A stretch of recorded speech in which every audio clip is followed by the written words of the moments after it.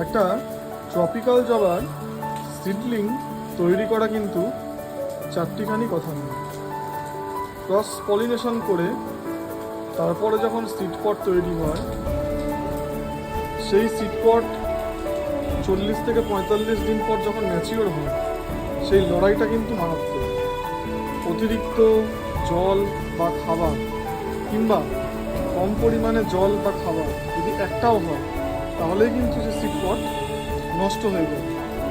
এই সিড পট থেকে বীজ পাওয়ার পর, জার্মিনেশন করার পর যখন সিডলিংয়ের 2-3টে পাতা বেরোয়, তখন থেকে এই আজকের জার্নিটা কিন্তু খুব ক্রিটিক্যাল।